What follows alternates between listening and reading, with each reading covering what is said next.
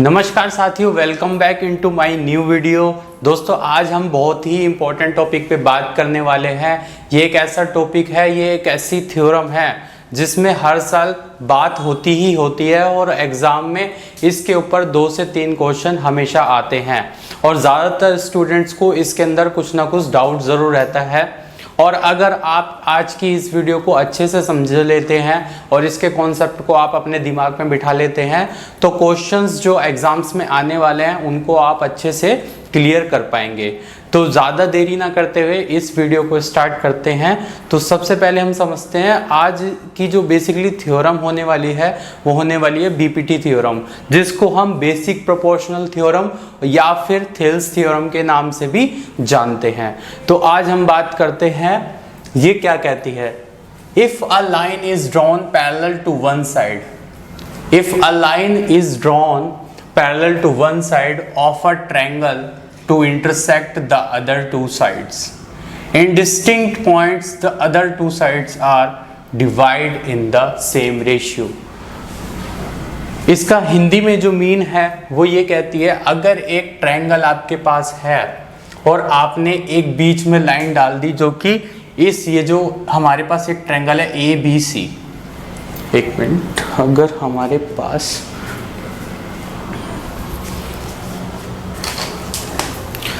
हमारे पास एक ट्रायंगल है ए बी और सी, ठीक है, और हमने एक लाइन इसके पैरेलल ड्रॉ कर दी, तो इसका मतलब ये हो जाएगा कि इसका ए डी और डी बी का जो रेशियो रहने वाला है वो सेम रहेगा। ऐसे ही जो ए ई और ई सी का जो रेशियो रहेगा वो भी सेम रहेगा। जैसे फॉर सपोज मान लीजिए अगर ए डी 1 हो जाता है और डी बी 2 हो जाता है तो ए ई भी 1 हो जाएगा और ई सी भी 2 हो जाएगा, यानी कि ये दोनों ट्रायंगल आपस में सेम रेशियो में डिवाइड हो जाएंगे। तो ऐसा कह तो दिया हमने, लेकिन इसका क्या प्रूफ है? तो इसको प्रूफ करने के लिए ही ये एक थ्योरम है कि इसको प्रूफ करा जाए कि ऐसा क्यों होता है, ये सेम रेशियो में क्यों डिवाइड हो जाते हैं। तो बेसिकली हम देखते हैं, हमने गिवन में लिखा है हमने, जो हमारे को गिवन होता है वो हम गिवन में लिख देते हैं। जैसे कि मैंने लिख रखा है एबीसी इज अ ट्रायंगल।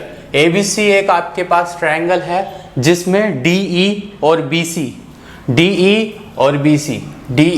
और बीसी क्या है, आपस में पैरेलल है, ये हमें दे रखा है, ठीक है। Which cuts A B at D, जो कि ए बी को डी पर कट करता है, ठीक है, और ए सी को ई पर कट करता है।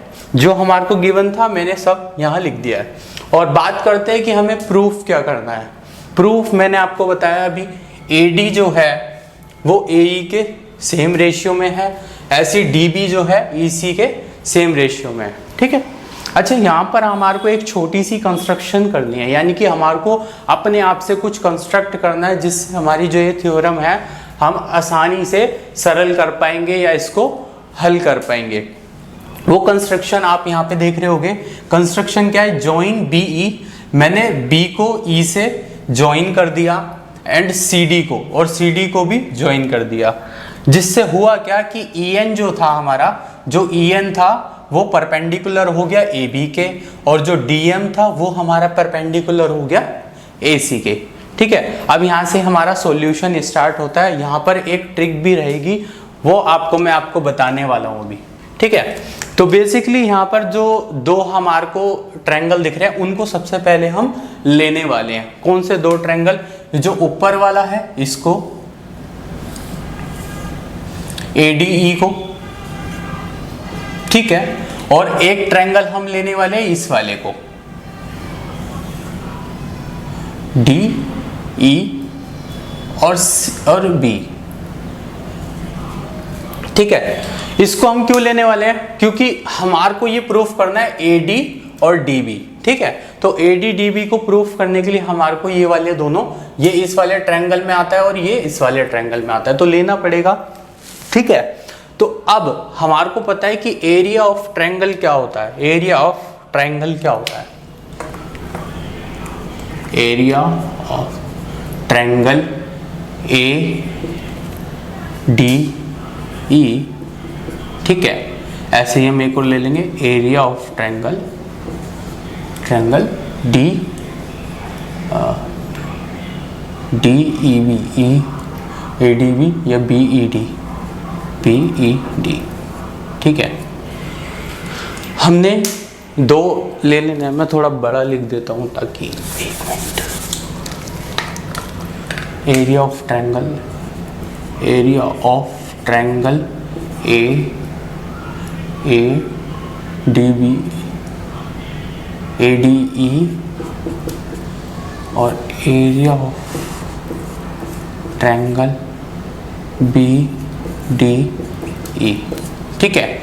इसका हमारे को क्षेत्रफल पता है या फिर आप कह सकते हो एरिया पता है। तो किसी भी ट्रायंगल का जो एरिया होता है वो होता है 1/2, ठीक है, बेस इंटू हाइट। ऐसे ही हम इसका भी ले लेंगे, हाफ बेस इंटू हाइट, ठीक है। अब बेस इंटू हाइट की मैं बात करूं तो बेस आपका यही रहने वाला है AD। यहां से हम इसको ले लेंगे, इस पोर्शन को हम यहां से लेंगे, हाफ बेस क्या है हमारा AD, ठीक है। और हम बात करें H यानी कि हाइट हमारी वही रहने वाली है EN, जो कि हमारे को यहाँ पर कंस्ट्रक्शन में हमने देखा था EN। और दोनों ही ट्रायंगल में हाइट उसकी सेम रहने वाली है, हाइट में डिफरेंस नहीं आएगा, सेम हाइट रहेगी। AD यहाँ पर ये DB है और यहाँ पर EN है। जब आप इसको सॉल्व करोगे तो हाफ से हाफ कट जाएगा और EN से EN कट जाएगा। आपके पास जो रिजल्ट आएगा वो आएगा AD और DB, AD और DB। क्या यहाँ तक आपको क्लियर है? क्या यहाँ तक आपको क्लियर है? तो हम आगे बढ़ें, ठीक है। AD और DB, T और DB। अब ऐसे ही हम एक और ट्रायंगल लेते हैं। यहाँ पर एक ट्रायंगल हम अलग यहाँ से लेंगे, ठीक है। अब हमारे को क्या सॉल्व करना है? अब हमारे को सॉल्व करना है AE और EC। क्या सॉल्व करना है? AE और EC। और AE किस वाले में आता है? ये तो इसमें आ ही रहा है, और लेकिन EC की बात करूं तो वो इस वाले ट्रायंगल में आएगा, वो इस वाले ट्रायंगल में आएगा।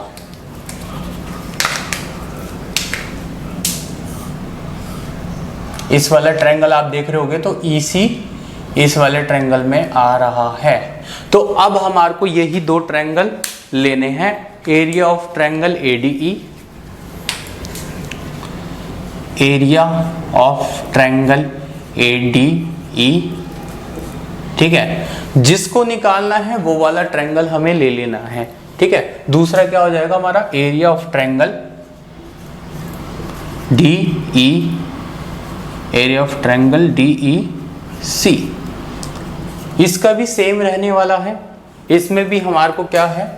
ट्रायंगल का फॉर्मूला लगेगा एरिया का, हाफ बेस इंटू हाइट। ऐसे नीचे भी हाफ बेस इंटू हाइट। यहां पर इसका बेस जो हो जाएगा वो AE और EC रहेगा, और यहां पर जो इसका हाइट है, यहां पे हाइट इसकी रहेगी DM। इसकी हाइट रहने वाली है यहां पर DM, ठीक है। तो DM यहां पर ये हाफ AE हमारा, एक मिनट रुकिए, हम थोड़ा सा नीचे रखते हैं अपना कैमरे को, ठीक है। अब ये एकदम सही से दिखेगा, ठीक है। तो हमने कुछ नहीं करा, हमने दो ट्रायंगल लिए, हाफ AE और जो है आपका, एक मिनट रुकना, DM, ठीक है। DM हो जाएगा DM, और यहाँ पे EC और आपका DM हो गया। DM हमारा सेम रहने वाला है। तो यानी कि हमने बेस जो है बेस जो है हमने यहाँ से ले लिया, आपका टू प्रूफ में जो था हमारा बेस हो गया, और हाइट हमारी क्या हो गई जो हमने कंस्ट्रक्शन से ली थी यहाँ पे, और कुछ नहीं करना। दोनों ऊपर नीचे अगर सेम है तो हम काट देंगे, हाफ से हाफ कट जाएगा, डीएम से डीएम कट जाएगा, और हमारे पास क्या आ जाएगा AE और EC। ये आप इसको फर्स्ट इक्वेशन मान सकते हो, आप इसको सेकंड इक्वेशन मान सकते हैं। अगर आपने इतना समझ लिया तो समझ लीजिए आपने थेल्स थ्योरम समझ ली। हमारा 60% काम हो चुका है, हमारा 60% काम हो चुका है, हमारा 60% काम हो गया है अगर हमने ये समझ लिया, और दिख तो सब चीज़ रही है हमें, ठीक है। तो अब यहाँ पर कुछ लाइन आएगी वो हमारे को लिखनी है। Triangle BDE and DEC are on the same base, ठीक है, वो मैं आपको लाइन बता दूंगा, आपको शो हो जाएगी लाइन यहाँ पर। और उसके बाद एरिया ऑफ BDE और DEC हमें लिख देना है, एरिया ऑफ BDE और एरिया DEC। हम ऐसा लिख सकते हैं कि एरिया BDE जो है इक्वल हो जाएगा एरिया BDE। एरिया BDE क्यों इक्वल हो जाएगा, इसके DEC के इक्वल हो जाएगा, DEC के। अच्छा, मैं आपको ये भी बता दूं कि ऐसा क्यों होता है। अगर ऐसा हमें कहा जाता है कि अगर कोई दो लाइन है, कोई पैरेलल लाइन है, और उसके बीच में कोई भी अगर हम ट्रायंगल बनाते हैं, चाहे कोई सा भी ट्रायंगल बनाए हम ऐसे करके, एक मिनट, ये ठीक है, ऐसे करके कोई ट्रायंगल बना दे हम, या फिर ऐसे करके कोई ट्रायंगल बना दे हम, ठीक है, या फिर ऐसे करके कोई ट्रायंगल बना दे हम। जितने भी ट्रायंगल इन दो पैरेलल लाइंस के बीच में बनाएंगे तो उनका जो एरिया होगा वो सेम रहेगा, इसलिए अगर आप देखो BDE और DEC ये सिर्फ ये पैरेलल लाइन के अंदर ही बन रहे हैं, इसलिए हम इसको बोल सकते हैं कि ये जो हो जाएगा ये इक्वल हो जाएगा, ये क्या हो जाएगा, आपस में इक्वल हो जाएगा। क्या आपको बात क्लियर है? क्लियर है तो हम ऐसा कह सकते हैं कि भाई जो इसके बाद एक लाइन और हम ऐसे कह सकते हैं, मतलब basically from 1 and 2 we have, यहाँ पे हम सीधा लिख देंगे from 1 and 2 equation we have from equation 1 and 2 we have AD DB equal है AE और BC के। हम ये लिख देंगे AD और AE, ठीक है, DB और EC एक दूसरे के इक्वल हो जाएगा। हैंस प्रूफ, इसके नीचे आप लिख सकते हो hence proof the converse of theorem also true, ठीक है। हम यहाँ लिख देंगे the meaning of converse C appendix 2, ठीक है। तो हम यहाँ पे लिख सकते हैं हैंस प्रूफ, यहाँ पे हम लिख देंगे हैंस प्रूफ। ये हमारी जो है BPT या फिर थेल्स थ्योरम एकदम प्रूफ हो चुकी है सही तरीके से।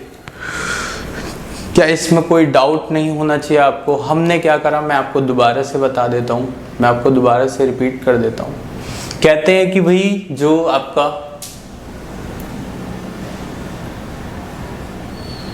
कहा गया है कि भाई हमारे पास एक ट्रायंगल है जो कि जिसके अगर हम बीच में एक पैरेलल लाइन ड्रॉ कर दें तो ये जो दोनों ट्रायंगल रहेंगे उनका जो रेशियो रहेगा वो आपस में भी सेम हो जाता है, ऐसा कहा जाता है।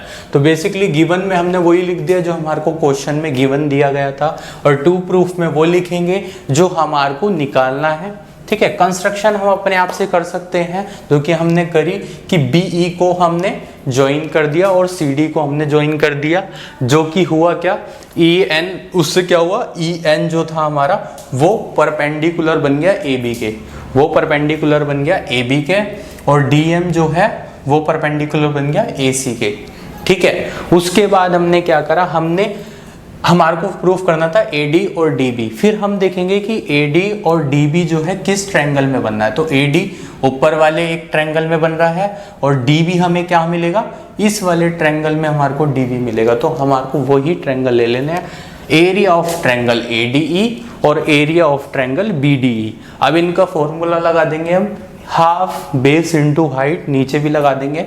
ठीक है, तो बेस आपका हो जाएगा ये AD और DB, और आपका जो हाइट है दोनों ट्रायंगल में सेम रहने वाली है, हाइट EN।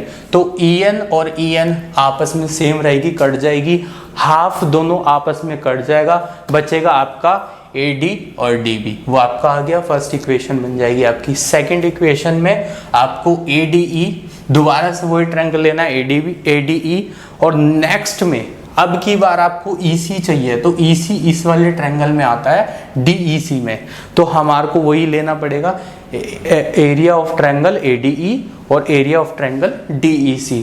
तो अब इसका हाफ बेस इंटू हाइट दोनों नीचे लगा देंगे, हाफ से हाफ कट जाएगा और हाइट दोनों में सेम रहेगी। तो हाइट जो DM है ये आपस में ऊपर नीचे कट जाएगी, बचेगा आपका AE और AC।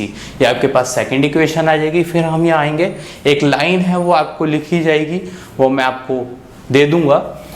ठीक है, फिर हम क्या करते हैं कि भाई देखो, दो पैरेलल लाइंस के अंदर जितने भी ट्रायंगल बनते हैं उनका एरिया सेम होता है। तो हम कह सकते हैं कि भाई एरिया ऑफ BDE और एरिया ऑफ DEC क्या हो जाएगा, आपस में इक्वल हो जाएगा। ठीक है, तो हमारे पास इक्वेशन 1 और 2 आ गई, जिसके कारण हम कह सकते हैं कि AD और BE सेम रेशियो में हो जाएगा, DB और EC ये इक्वल हो जाएगा। इसलिए हम हैंस प्रूफ, ये पूरी BPT थ्योरम खत्म हो जाएगी। अगर आप ये समझ पाते हैं, अगर आपको ये समझ आ गई है, तो इसमें से 2-3 क्वेश्चन एग्जाम में ज़रूर रखा है, और मैंने बहुत ही आसानी तरीके से समझाने की कोशिश करी है सारी चीज़ें, जिससे आपको आज के बाद इसमें ज़्यादा प्रॉब्लम नहीं हो सकती। अगर रही भी होगी तो अगर आप इसको बार बार प्रैक्टिस करेंगे तो आप एक मतलब कि आपको ये और अच्छे तरीके से समझ आने लगेगी, अगर आप बार बार प्रैक्टिस करने लगेंगे। वैसे इसके बाद आपको नहीं आएगी प्रॉब्लम इसमें। तो आज के लिए सिर्फ इतना ही, और नेक्स्ट वीडियो में हम सोचेंगे कि आपके लिए और भी अच्छा कुछ लाया जाए, जो मेन टॉपिक होते हैं और जिसमें ज़्यादातर लोगों को परेशानी रहती है। मैं उस पे टॉपिक, उन क्वेश्चनों पे, उन थ्योरमों पे ज़्यादा देख रहा हूँ आजकल की, उन पे वीडियो लाई जाए। अगर आप थोड़े से भी पसंद करते हैं वीडियो को, तो इस वीडियो को लाइक कर दीजिए, शेयर कर दीजिए और सब्सक्राइब कर दीजिए मेरे चैनल को। Thank you so much for watching my video.